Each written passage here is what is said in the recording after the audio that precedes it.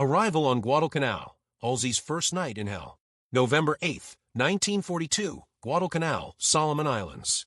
The air was thick with the sour stench of jungle rot and aviation fuel as a small transport plane touched down on a muddy airstrip known by a single code name, Cactus. From its belly stepped Rear Admiral William F. Bull Halsey, Jr., the new commander of the South Pacific area. He had come to see the situation for himself. Around him, the battle-weary men of the 1st Marine Division looked less like soldiers than survivors. Their uniforms hung loosely on fever-thin bodies, their faces marked by sleepless nights and the dull glaze of exhaustion. Waiting to greet him was Major General Alexander A. Van de Grift, commander of the division that had held Guadalcanal for 3 relentless months. His handshake was firm, but his eyes betrayed the toll of constant combat. Van de Grift, grinning through fatigue, welcome to Cactus, Admiral. We're still here, barely. Halsey nodding. You've done what the world thought couldn't be done. As Halsey toured the battered front lines in a dust-caked jeep, he saw men who looked decades older than they were. Malaria had stolen their strength, and the constant threat of death had stolen their sleep. Yet they held on, a human wall against the Japanese tide. That evening, the Admiral experienced firsthand the nightmare that had become daily life on Guadalcanal. The first alarm came just after dusk. A Japanese destroyer crept into Iron Bottom Sound, its guns flashing in the darkness. Explosions ripped through the jungle as Marine artillery responded, forcing Halsey and his entourage to dive into a trench. Later, the night sky filled with the uneven droning of enemy engines, a sound every man on the island knew too well. Washing Machine Charlie, they called him, a lone Japanese bomber that haunted the skies after dark. His engines sputtered out of sync like a broken washing machine, his purpose not to kill, but to torment. Circling just beyond the range of American guns, he dropped flares and the occasional bomb, robbing every man of rest and sanity. Halsey lay awake that night in a makeshift shelter, listening to the bomber's taunting rhythm. The shells burst in the distance, and the tropical air vibrated with fear. He later admitted in his memoirs that it wasn't just the noise that kept him awake, it was the terror. Halsey writing later, I kept telling myself, go to sleep, you damned coward. But I couldn't obey orders. By dawn, the Admiral had seen enough. The Marines needed help, not only food and medicine, but something new. Something that could strike back in the darkness. When he left Guadalcanal that morning, the sun was rising over the wrecks of ships half buried in the Sound, grave markers of both fleets. Halsey's face was pale and drawn, but his resolve had hardened. In the weeks to come, that sleepless night would echo in his thoughts. It would drive a single, urgent question that no one in the Pacific could yet answer. How do you fight an enemy you can't see? The request for the impossible. Weeks later, Noumea, New Caledonia. The sound of typewriters filled the humid command office of Admiral Halsey's South Pacific headquarters. Outside, palm trees swayed gently in the Pacific breeze, but inside, the atmosphere was tense and electric. Halsey stood at his desk, sleeves rolled up, dictating a message with the same force he'd used to command a fleet. Halsey, current night nuisance raids over Cactus are lowering combat efficiency of our troops through loss of sleep and increased exposure to malaria during hours of darkness spent in foxholes and dugouts. He paused, pacing the room. Recommend a minimum of 6 night-fighting aircraft equipped with radar and ground support equipment be dispatched to Guadalcanal at the earliest possible time. The secretary's fingers raced across the keys, the metallic clatter underscoring the urgency in Halsey's voice. The message was addressed to Major General Ross E. Rowell, commander of Marine Aircraft Wings, Pacific. To Halsey, it was simple logic. If the Japanese could harass his men from the sky each night, then the Marines should be able to fight back in kind. Radar-equipped fighters, that was the solution. But logic alone wouldn't change the grim reality of 1942. When Rowell received the Admiral's request, he understood the importance immediately. He forwarded the message to Lieutenant General Thomas Holcomb, Commandant of the Marine Corps. In Washington, D.C., Holcomb read the message carefully, his face tightening with discomfort. The answer he had to send back was one no warrior wanted to deliver. Holcomb's reply in official dispatch. Regret to inform that the Marine Corps possesses no radar-equipped night fighters at this time. No operational units. No pilots trained for such missions. No planes. No pilots. No program. In the first year of the Pacific War, the United States Marine Corps had nothing to fight the night. The concept of night interception, tracking and engaging enemy aircraft after dark was still a dream. Historians would later write of that time. In the beginning, there were no planes, no pilots, no American precedents, very little recognition of the need for night fighters, and extremely primitive equipment for locating enemy planes. The British, however, had already blazed the trail. 2 years earlier, during the desperate nights of the Battle of Britain, the Royal Air Force had discovered a way to see the unseen. Their new technology, radio detection and ranging, or radar, could detect enemy bombers long before they reached the coast. British engineers had gone a step further. They developed miniature radar sets small enough to fit into high-speed aircraft, allowing pilots to hunt enemy bombers in total darkness. It was an astonishing leap in warfare, the marriage of physics and courage.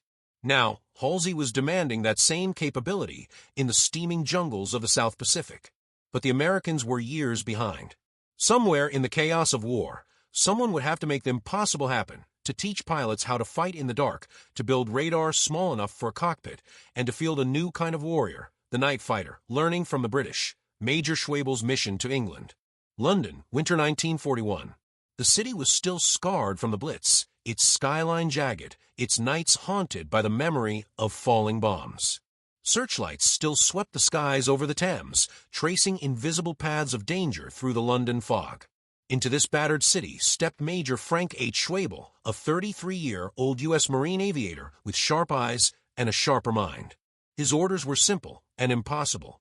Observe and report on the organization and operation of Royal Air Force night fighting squadrons. Focus on training, gunnery, tactics, and doctrine. Schwebel, a 1929 graduate of the Naval Academy, had earned his wings in the lean years between wars. He had flown in Nicaragua, served in the Bureau of Aeronautics, and now found himself walking through airfields blackened by war, watching British pilots prepare to meet the enemy in the dark. At RAF Stanmore, the nerve center of Britain's ground control system, Schwebel watched as radar operators tracked ghostly green blips across glowing screens. They were the unseen sentinels of the night, men who could see through darkness using radio waves. RAF instructor, that one there, see the echo? That's a Heinkel. GCI vectoring will guide the fighter in from below and behind. Schwebel quietly taking notes. Incredible, they can see them without ever looking. He watched Bolton-Paul Defiant fighters climb into the black sky, guided by radar operators on the ground. Somewhere up there, the pilot's own radar, a small, crackling microwave set, would lead him to a target invisible to the naked eye.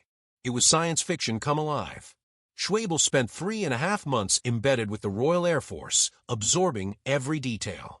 He learned how they trained their radar operators, how they synchronized ground intercepts with flight crews, how night fighting required a kind of sixth sense and perfect trust between man and machine. He attended the fighter director school at Stanmore, sat through endless briefings on interception geometry, and flew as an observer in night training sorties. Each lesson would later form the foundation of the United States Marine Corps' own doctrine. When his orders finally called him home in the spring of 1942, Schwebel carried with him something far greater than a notebook full of diagrams. He carried a vision, a glimpse of the future of aerial warfare. Back in Washington, he reported to his superiors. Radar is not a theory. It is the difference between waiting for an enemy and finding him first. By then, the Navy and Marine Corps had begun their first tentative steps toward developing a night fighter force. The War Department had authorized the production of 2 key radar systems. The SCR-540, an airborne radar modeled on Britain's AI, air interception, set, and the SCR-527A, a ground-based radar used for GCI, ground control intercept, operations. Both would be built under license in the United States, and both would change how Americans fought the night. In March 1942, Commandant Thomas Holcomb signed an order that would, on paper at least, establish 8 12-plane Marine night fighter squadrons. But the timeline was discouraging. The first wouldn't be ready to fly until January 1, 1945. That wasn't good enough. Not for Guadalcanal. Not for Admiral Halsey. Somewhere, somehow, someone would have to move that deadline up, fast. And Frank Schwebel was the man to do it. The gray ghosts are born. Cherry Point, North Carolina, summer 1942. The airfield didn't look like much. A handful of wooden huts. Mud roads. Construction crews battling swamp and mosquitoes. No barracks, no control tower, not even proper hangars. Just a dream rising from the Carolina marsh. Into this raw, half-built base came Lieutenant Colonel Frank H. Schwabel, newly promoted and newly assigned to command a unit that existed only on paper. Marine Night Fighter Squadron 531, VMF N-531. The date was July 25, 1942. This would be the first Marine Night Fighter Squadron in history. Schwabel, writing later, we started with nothing. Not a desk, not a chair. I used 3 packing crates, that was my office furniture. Men arrived steadily, drawn from across the Corps, pilots, radar technicians, and mechanics who had no idea what they'd signed up for. Many were fresh from Pensacola, their flight suits still crisp, their eyes wide with inexperience. Among the first were Majors John D. Harshberger and Robert O. Bisson, 2 men who would soon become Schwabel's right and left hands. Harshberger, brash and iron-willed, believed that night fighting was the future. Bisson, a quiet aviator with a gift for electronics, took command of the radar detachment. Their new home at Cherry Point was barely functional. Mud seeped into everything, and the hum of generators was the only sound after dark. Still, morale was high. They were pioneers, the first of their kind. But there was one problem that hung over everything. They had no airplanes. The purpose-built Northrop P-61 Black Widow, America's first dedicated night fighter, was still on the drawing board, plagued by design problems and delays that would push its debut to late 1944. The Navy's radar-equipped F-4U-2 Corsairs and F-6F Hellcats were still months, maybe years away. Harshberger, grumbling, "We can't fight shadows without wings, Frank." Schwabel, "Then we'll build the wings ourselves, or steal them if we have to." The Navy's Bureau of Aeronautics finally offered a compromise, a modified Lockheed Vega PV-1 Ventura, a twin-engine patrol bomber that could carry the bulky SCR-540 radar. It wasn't fast and it wasn't agile, but could fly far and high enough to chase Japanese bombers. It would have to do. They called themselves the Gray Ghosts, a name whispered half in pride and half in humor. They were men training to fight in darkness with machines that didn't yet exist. At night, the swamp around Cherry Point came alive with the chirping of insects and the hum of radar sets being tested inside canvas tents. The Marines practiced tracking mock targets, their screens flickering with phosphorescent echoes. They were teaching themselves a new kind of warfare, one where the eye was blind and the ear was king, one where courage meant flying into a sky that offered no light, no horizon, and no mercy. Schwabel, addressing his men, "We're going to fight a war no one's fought before. You'll be tired, blind, and scared half the time. But if we can master the night will belong to us." Under the hot Carolina sun, VMF N-531 began to take shape, 1 man, 1 radar tube, and 1 borrowed airplane at a time. The world didn't know it yet, but the Gray Ghosts were coming, training in the dark, the struggle to fly blind. Cherry Point, North Carolina, autumn 1942. The Carolina heat had broken, but life at Cherry Point was still brutal. The new airfield was half mud, half construction zone. Every takeoff sent clouds of red dust into the humid air, coating engines, goggles, and lungs. Inside the makeshift hangars, mechanics worked by lantern light, trying to keep ancient aircraft alive. The Gray Ghosts were supposed to be training for the future, but the future hadn't yet arrived. The sleek PV-1 Venturas promised by the Bureau of Aeronautics were still months away. In the meantime, the squadron scraped together whatever it could find to stay airborne. 2 North American SNJ-4s, 1 Curtiss SNC, 1 trainer, and a few decrepit Brewster SB-2A Buccaneers. That was their fleet. The Buccaneers, repossessed from a Dutch order that had fallen through, were notorious among pilots. Pilot, after a crash landing, "Sir, I think the Dutch sent them back for a reason." Schwabel, grimly, "We'll make pilots out of scrap if we have to. Keep flying." It wasn't just sarcasm, it was survival. Every few days, a Buccaneer suffered a new failure, burnt out electrical contacts, jammed control sticks, landing gear that folded like paper. In 2 weeks, 4 of them nearly killed their crews. Schwabel grounded the entire batch until they could be overhauled. Meanwhile, he turned his attention to what truly mattered, teaching his pilots how to fly blind. In an era before digital screens and auto-stabilizers, flying blind meant total reliance on instruments. No horizon, no visual cues. Just trust in your cockpit dials and your own inner balance, even when every instinct screamed that you were upside down. Many young aviators discovered that their nerves, not their engines, were their greatest enemy. To prepare them, Schwabel sent his men to an attitude instrument school in Fort Worth, Texas, run by a brilliant reservist named Major Carl S. Day. There they learned how to fly entirely on instruments, through simulated cloud cover, through night, through panic. The training was grueling. Pilots emerged drenched in sweat, mentally exhausted. But when they returned to Cherry Point, they carried something priceless: confidence. Back at the base, radar operators and ground controllers were mastering their own dark art.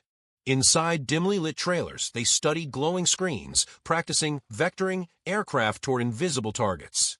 To make an interception, they had to position a fighter 600 feet behind and slightly below a moving target, all through radio commands and radar echoes. GCI operator to trainee, your target's turning south. 2 miles ahead. Climb 20 feet. Steady. Now bank left there. You've got him. Every session was an exercise in patience and precision. The smallest mistake meant total failure. The teamwork between the pilot and the controller had to be perfect. 2 men, sometimes hundreds of miles apart, working as one in absolute darkness. By early 1943, the gray ghosts were slowly learning to see without sight. But they still had no proper aircraft to fight a real war. Each morning, Schwabel checked the teletypes, waiting for word that the PV-1s were finally ready. Each morning, he read the same answer: delayed. Schwabel, in his diary, "We are building a night-fighting squadron with no night-fighting planes. But the men keep working. That alone gives me hope."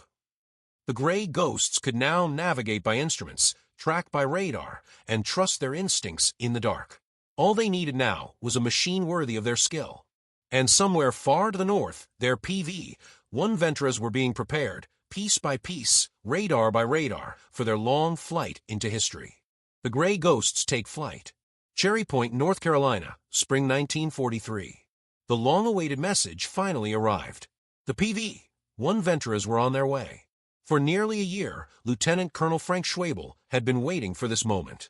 The Lockheed-built Ventura wasn't a pure fighter. It was a twin-engine patrol bomber hastily adapted for night operations. But it was the only aircraft big enough to carry the massive SCR-540 radar, the mechanical heart of the Marine night fighter dream. When the first Venturas rolled onto the airstrip at Cherry Point, their silver fuselages gleamed like ghosts in the dawn light. The men gathered around, proud and cautious. Major Harshberger, circling the plane, looks like a flying freight truck. Schwabel, maybe. But if it can find the enemy in the dark, it'll do. It didn't take long for reality to set in. Every Ventura that arrived came with a new problem. The planes were being assembled and modified at depots all along the East Coast: Norfolk for armament, Quonset Point for radar and identification friend or foe, IFF, equipment. Each stop introduced new faults. The gun sights were mounted so poorly they blocked the pilot's view of the altimeter and vibrated loose in flight. The oxygen systems failed at altitude. Electrical circuits shorted during takeoff. Radar sets flickered and died mid-mission. By June 1943, the gray ghosts had only 3 PV-1s, none fully operational. Schwabel, in a report, 45 to 55 minutes required to climb to 20,000 feet. Very little maneuverability above 15. Slow acceleration in level flight. A makeshift night fighter. He called the Ventura what it was: a compromise built in desperation. But he also knew compromise was the price of survival. His mechanics worked around the clock, tearing into wiring, rerouting hydraulics, replacing radar tubes, inventing solutions with whatever parts they could scavenge. The air smelled of oil, sweat, and ozone from burning circuits. Pilots practiced intercepts in bad weather, coordinating with ground controllers whose radar systems were as temperamental as the planes themselves. Every night was a symphony of frustration and slow, hard-earned progress. Schwabel refused to show despair, though privately his doubts filled his journal. If the Japs fly high, above 15,000, we'll never catch them. Our only hope is if they're more foolish than brave. Still, he drilled his men relentlessly. They practiced formation flying, rapid takeoffs in darkness, and simulated intercepts against friendly bombers. Slowly, the crews learned to fight as one: pilot, radar operator, and gunner, moving through the night like a single organism. The squadron's motto became whispered among them: see first, strike fast, vanish. As summer approached, the Pacific War raged on. Reports from Guadalcanal and the Solomons grew more urgent: Japanese bombers prowling the night, Allied ships burning in the darkness. On August 1, 1943, the gray ghosts finally received orders to deploy. 3 separate groups would travel to the South Pacific, one by air, one by sea, one following later with the last of the repaired Venturas. The first 6 PV-1s were loaded aboard the USS Long Island, an escort carrier bound for the combat zone. The rest of the squadron followed on transport ships, carrying with them their fragile radar gear, ammunition, and the nervous energy of pioneers stepping into history. That night, as the convoy slipped out of San Diego Harbor, Schwebel stood on deck, watching the lights of America fade into the horizon. He knew what waited ahead: rain, jungle, death, and doubt. But beneath it all, hope? Schwebel, quietly to Harshberger, "We started with nothing. Now we'll see if nothing can fight back." The gray ghosts were on their way to war, into the Pacific, baptism by fire. The South Pacific, late August 1943. The convoy crawled west across a restless ocean, its decks shimmering in tropical heat. Crates of ammunition and radar parts clattered as the USS Long Island sliced through the swells, carrying 6 PV-1 Venturas and the men who would soon fly them into darkness. Lieutenant Colonel Frank Schwebel stood on the deck beside his executive officer, Lieutenant Colonel John "Iron John" Harshberger, watching the horizon fade into the orange haze of the equator. Harshberger grinning, "Well, Frank, this is it. No turning back now." Schwebel, "We never had anywhere to turn back to." After a month at sea, the gray ghosts finally reached Guadalcanal, the island where Halsey had first endured the sleepless nights of Washing Machine Charlie. But this was not the same Guadalcanal that Halsey had seen in 1942. The Marines had held the line, the Japanese had withdrawn, and new airfields now dotted the jungles. Yet the memory of terror still clung to the place, the wrecks of ships still visible beneath the waves of Iron Bottom Sound, the graves of Marines lost in the mud. For Schwebel and Harshberger, it was a pilgrimage. Here was where the idea of the night fighter had been born, and now, for the first time, it had arrived. The 2 officers were assigned to Marine Air Group 21, MAG-21. From Guadalcanal, they would coordinate with other Allied forces, Americans, Australians, and New Zealanders, pushing north through the Solomons toward the fortress of Rabaul, Japan's major base in the region. The fighting was relentless. Each island up the chain, Munda, Vella La Vella, the Russells, was another step closer to Rabaul, another jungle soaked in blood. At the time of their arrival, Allied forces were preparing to land on Bougainville, a massive island still under Japanese control. The landings at Cape Torquena were scheduled for November 1, 1943, and Halsey's invasion fleet would be vulnerable to the enemy's most dangerous weapon, night bombers. The Japanese were masters of the night. Their Mitsubishi G4M1 Betty bombers, sleek and fast, attacked under cover of darkness, while Aichi Jake seaplanes prowled low over Allied convoys, dropping flares to mark targets for others. This was exactly the kind of threat Schwebel's squadron had been built to destroy. By mid-September, the gray ghosts established themselves at Banica Airfield in the Russell Islands, a rough strip carved out of coral and surrounded by palm trees and mud. The smell of aviation fuel mixed with rotting vegetation. Mosquitoes swarmed every tent. There, the mechanics began stripping unnecessary weight from the Venturas, removing armor plates, heaters, and de-icing gear, anything to give the sluggish bombers a few more knots of speed and a few hundred feet more altitude. Each pound shed men another chance to catch an enemy bomber. On September 16, 1943, Schwebel took off for the first combat night patrol in Marine Corps history. The takeoff was rough, darkness complete, the runway lit only by a few dim lamps and the stars above. The Pacific stretched below, black and bottomless. Every radar echo made the men tense. That night ended in tragedy. Lieutenant John E. Mason, Sergeant Ralph W. Emerson, and Corporal John J. Burkett disappeared while on patrol near Guadalcanal. No wreckage, no radio call, just silence. The sea had claimed its first gray ghosts. In the weeks that followed, the squadron flew 47 sorties, intercepting Japanese aircraft 17 times, yet not a single confirmed kill. Radar failures, faulty guns, poor coordination. The Pacific night was a cruel teacher. Still, the men kept flying. Supplies were scarce, replacement parts almost non-existent. They bartered with Australian and New Zealand squadrons for anything they could get: oxygen valves, spare radar tubes, bolts, even tools. The mechanics slept beside their planes, working through rainstorms and fever. The radar men, heads bent over green screens, tracked phantoms through the static, calling out bearings through crackling radios. Radar operator to pilot, target turning north, for 1,000 feet, Range 2 miles, steady, steady now. But the radar would blink out, or the bogey would vanish into the clouds. Night after night, they tried again. The gray ghosts were learning what no American squadron had learned before, that victory in darkness would not come from machines alone, but from patience, improvisation, and raw will. Each dawn brought exhaustion, and another reason to try again, the first kill. South Pacific, November 1943. The jungle night was suffocating, heavy with humidity, and the faint metallic scent of aviation fuel. Above the darkness, the Pacific sky shimmered with distant lightning as the gray ghosts prepared for another patrol from Banica Airfield. It had been 2 months of frustration. Radar ghosts, mechanical breakdowns, missed intercepts, and the loss of good men. But on this night, November 14, 1943, fate would finally shift in their favor. The crew of Coral Princess, Pilot Captain Dwayne R. Jenkins, Radar Operator Technical Sergeant Charles H. Stout, and Gunner Sergeant Thomas J. Glennon, climbed into their PV-1 Ventura, its engines rumbling like thunder in the dark. Their mission, patrol southwest of Bougainville, where enemy Betty bombers had been harassing Allied ships. At 4 a.m., the destroyer-based radar controllers picked up an intruder moving fast over the sea, a single aircraft inbound from Rabaul. They vectored Coral Princess toward the contact. Inside the cockpit, the world was reduced to the red glow of gauges and the green shimmer of the radar screen.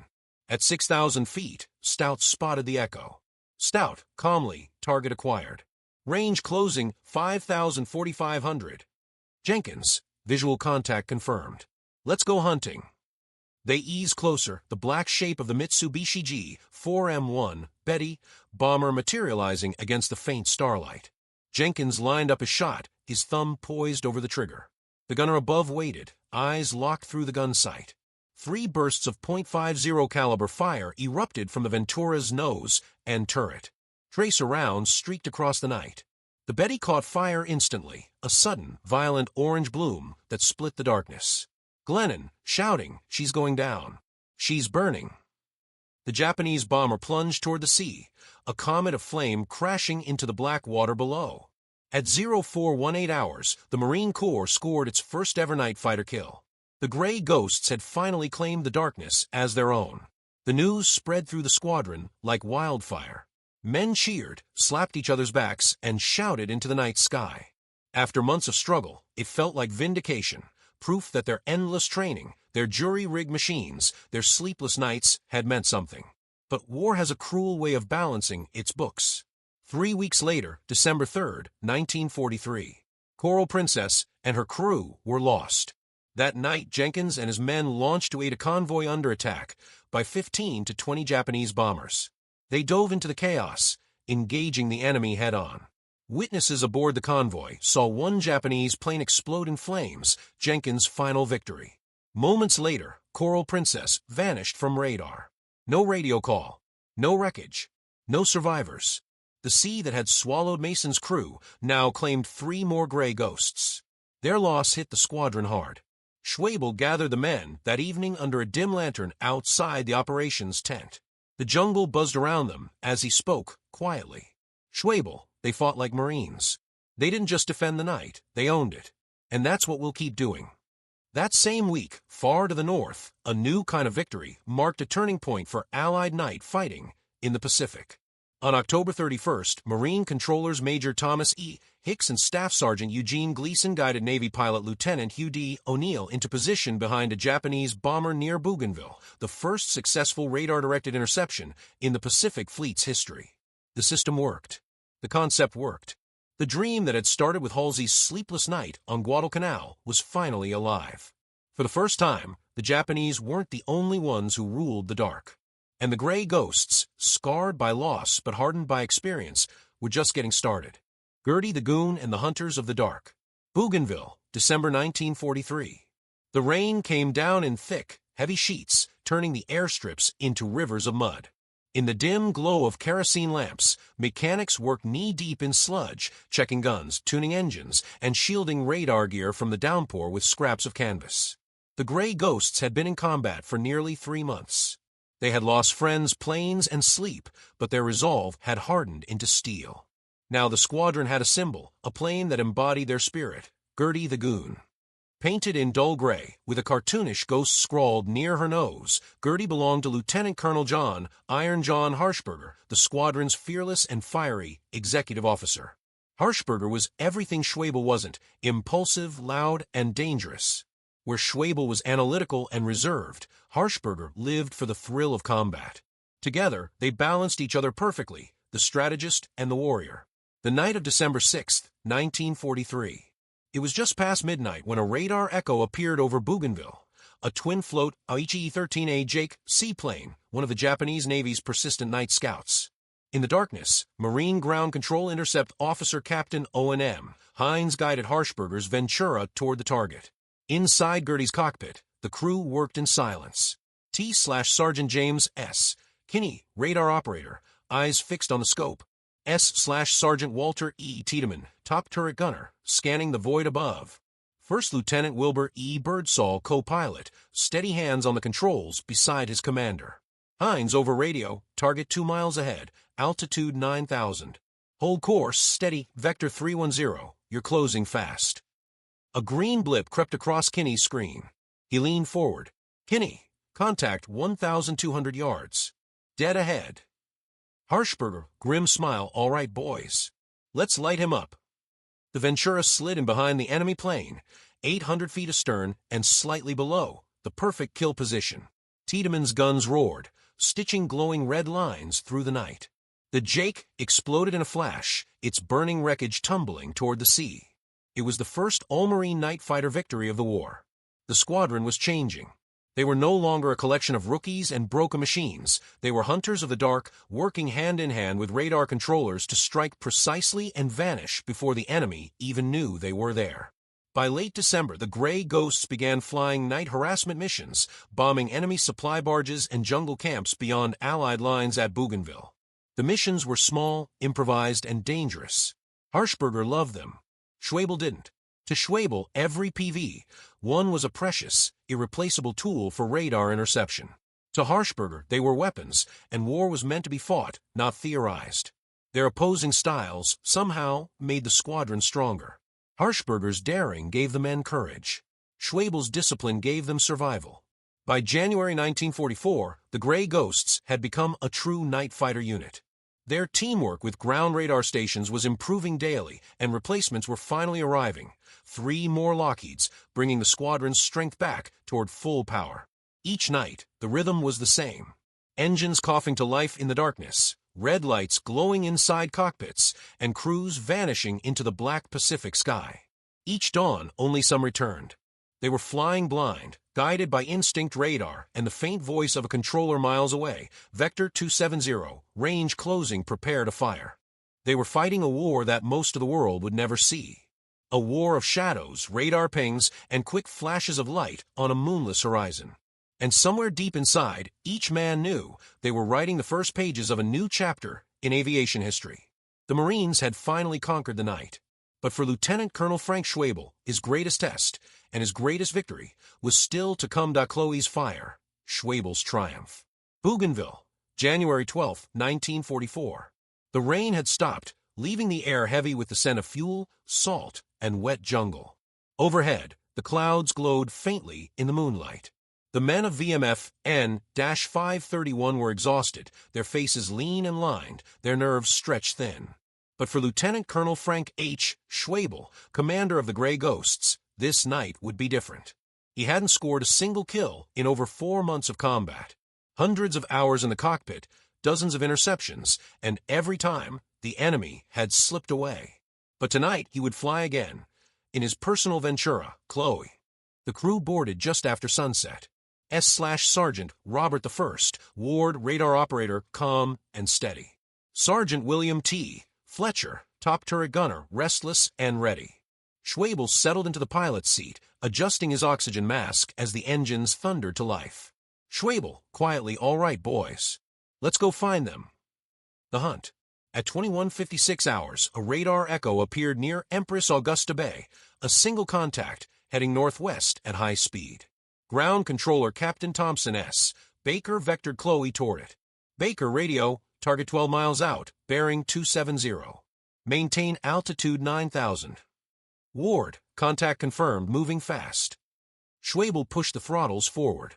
The Ventura groaned and climbed. Within minutes, the target loomed large on the scope, range closing rapidly.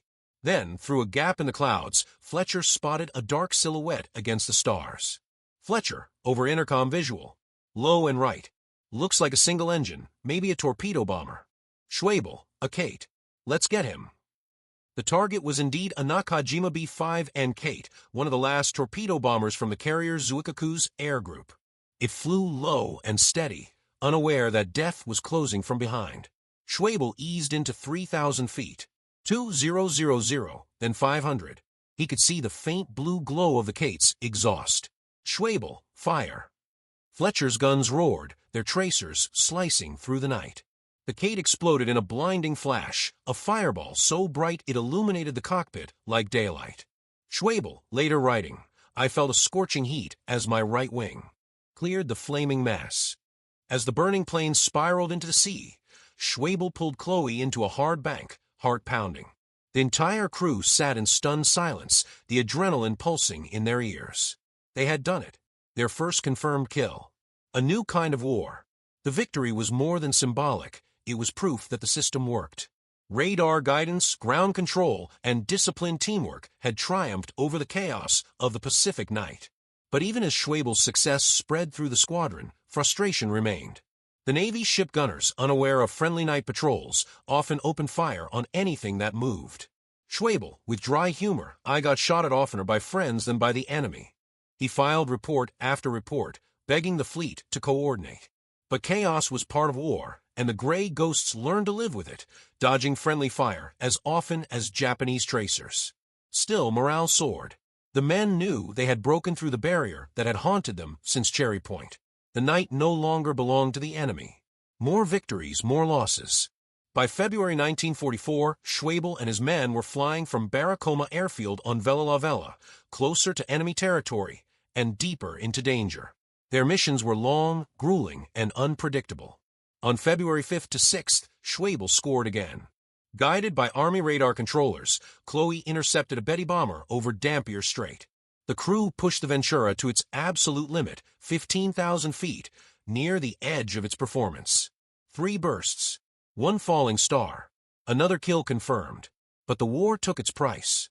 Days later, a PV-1 carrying First Lieutenant Clifford W. Watson S/Sergeant Jack H. Shirk and Sergeant George E. Brogna crashed on takeoff in heavy weather. All were lost. Later that same night, Harshberger and his crew in Gertie the Goon engaged 2 Betty bombers at once, a deadly game of fire and shadow. Cannon shells shattered their cockpit glass, shredded their guns, and tore through their fuselage. Still, Tiedemann's turret gun found its mark. 1 Betty erupted in flames, plunging into the dark sea. Returning to base almost out of fuel, and under friendly anti-aircraft fire, Harshberger landed Gertie safely. Harshberger, laughing as he climbed out, never had so much fun in my life. For the gray ghosts, the tide had finally turned. They were now feared and respected, the silent hunters of the Solomons. Schwebel had his victories, and Harshberger his glory. The night no longer terrified the Marines on the ground or the sailors at sea. And somewhere in his heart, Admiral Halsey, the man who had once lain awake under the terror of Washing Machine Charlie, would finally sleep soundly. The night fighters had come. The night was theirs. Iron John's command. Bougainville, February 1944. The rain had returned, drumming on the tin roofs of the squadron huts. At Banica, the gray ghosts were veterans now, lean, restless men who had seen too much and slept too little. But the war didn't care. It simply kept coming. After 4 months of relentless combat, Lieutenant Colonel Frank Schwebel had flown 72 missions and logged over 269 combat hours. He was proud but exhausted. When orders came down transferring command to Lieutenant Colonel John D. Iron John Harshberger, Schwebel didn't resist. Schwebel, to Harshberger quietly, "It's your squadron now, John. Keep them alive." Harshberger, with a grin, "I'll do more than that. I'll keep them fighting." On February 18, 1944, Schwebel handed over command of VMF N-531, the squadron he had built from mud, radar tubes, and determination. He had turned an idea into a weapon. Now the warrior would take over from the architect, the new commander. Iron John wasn't subtle. He led from the cockpit, his boots muddy, his uniform perpetually stained with oil and sweat. His men adored him, not because he was gentle, but because he wasn't. He asked nothing of them he wouldn't do himself. The night after taking command, Harshberger climbed into Gertie the Goon with his radar operator Kinney and gunner Tiedemann. At 0230 hours, they intercepted a Jake seaplane over Bougainville. The Japanese pilot never saw them coming. 2 short bursts of .50 caliber fire. The Jake ignited and fell flaming into the bay below. Kinney, over radio, splash 1 Jake. Harshberger, that's how it's done, boys. It was the first kill under his command, and the tone for what would follow. A month of shadows. February was a month of constant flying.